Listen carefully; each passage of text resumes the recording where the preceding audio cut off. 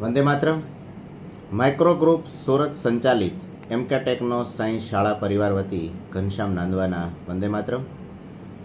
વર્તમાન સમયમાં મૂલ્ય શિક્ષણ ઉપર ભાર આપતી એક સંસ્થા એટલે એમકે ટેકનો સાયન્સ સ્કૂલના બાળકો આ વર્ષે ભણતરની સાથે સાથે પોતાના જીવનના ઘડતરનું પણ ભાથું ભરી રહ્યા છે. ત્યારે દોસ્તો, આજે આપણે વાત કરવા જઈ રહ્યા છીએ એક નવા મૂલ્યની, અને એ નવા મૂલ્ય એટલે સ્વયં શિસ્ત, સેલ્ફ ડિસિપ્લિન.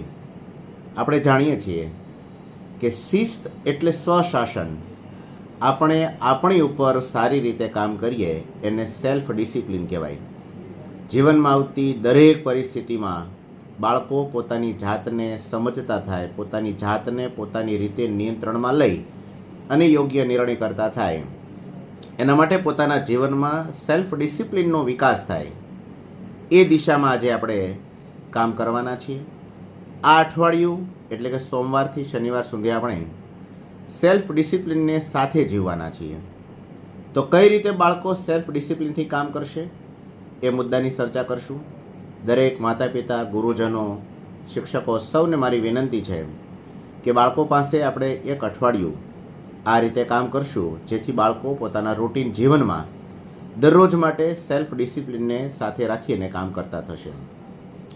તો આપણા મનમાં પ્રશ્ન થાય કે સેલ્ફ ડિસિપ્લિનમાં કામ ક્યાંથી કરવું અને કઈ રીતે કરવું. તો દોસ્તો, સૌથી પહેલાં તો પોતાની જાતે કામ કરવા માટે મજબૂત બનવું, પોતાની જાતે કામ કરવા માટે સક્ષમ બનવું, એને આપણે સ્વયં શિસ્ત કહીએ. તો શરૂઆત ક્યાંથી કરશું? તો કે પહેલું કામ, પોતાનું કાર્ય પોતાની જાતે કરીએ. આ કામ બાળકોમાં કઈ રીતે ડેવલપ કરાવી શકાય? તો કે બાળકો હાથ ધોઈને જમવા બેસે, એ સ્વયં શિસ્તનો એક ભાગ છે. મમ્મી પોતાના ઘરમાં જે બનાવે એ બાળકો જમી લે. ભોજન કરતાં પહેલાં બાળકો હંમેશા પ્રાર્થના કરે, એ પણ એક સ્વયં શિસ્તનો ભાગ છે.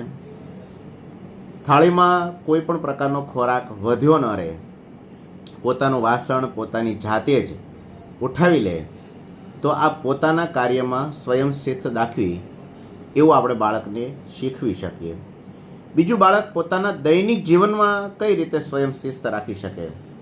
તો કે સવારમાં વ્યવસ્થિત જાગી અને પોતાની પથારી સંકેલે અને એને યોગ્ય જગ્યાએ મૂકે, એ બાળકની પહેલી સ્વયં શિસ્ત છે. પછી સૌપ્રથમ સવારમાં જાગીને બ્રશ કરે, સ્નાન કર્યા બાદ બાળકો પોતાનો ટુવાલ, પોતાનો રૂમાલ એની જગ્યાએ વ્યવસ્થિત સૂકવે, એ પણ એક ડિસિપ્લિનનો ભાગ છે. પોતાનો સ્કૂલ યુનિફોર્મ વ્યવસ્થિત પહેરવો, એ પણ એક સેલ્ફ ડિસિપ્લિન છે. પોતાના બૂટ, મોજા, પોતાના ચપ્પલ વ્યવસ્થિત રીતે સાફ રાખવા, એ સ્વયં શિસ્ત છે. પોતાનું દફતર, શૂઝ, યુનિફોર્મ યોગ્ય જગ્યાએ સાંજે આવીને પરત મૂકવો, એ પણ એક સેલ્ફ ડિસિપ્લિન છે, અને એ દિશામાં આપણે બાળકો સાથે કામ કરવાનું છે. બાળકો ભણતરમાં કઈ રીતે સ્વયં શિસ્ત રાખી શકે? તો એને એવી ટેવ પાડવી પડશે કે રોજનું કામ રોજે રોજ કરવું, દરરોજનું ગૃહ કાર્ય દરરોજે દરરોજ થઈ જાય એવી ટેવ પાડીએ. નક્કી કર્યા પ્રમાણે જેટલો સમય નક્કી કર્યો હોય એટલા સમય પ્રમાણે જ ટીવી જોઈએ, નક્કી કરેલા સમય પ્રમાણે જ આપણે રમીએ. આ બધું જો આપણે આપણા આયોજનથી કરતા રહીશું તો આપણે એને સ્વયં શિસ્ત આપણી અંદર છે, આપણે સ્વયં શિસ્તથી કામ કરી રહ્યા છીએ એવું એને સમજાવી શકશું.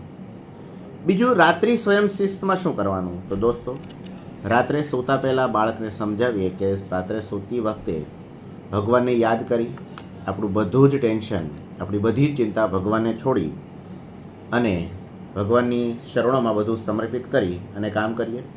રાત્રે સૂતા પહેલાં બ્રશ કરીએ, નક્કી કરેલા સમયે વહેલા સૂઈ જઈએ અને વહેલી સવારમાં સમયસર જાગી જઈએ. જો આ રીતે બાળકો રેગ્યુલર નિયમિત કામ કરશે તો બાળકોની અંદર એક સ્વયં શિસ્તનો ગુણ વિકાસ પામશે. આ સ્વયં શિસ્ત એટલે સેલ્ફ ડિસિપ્લિન.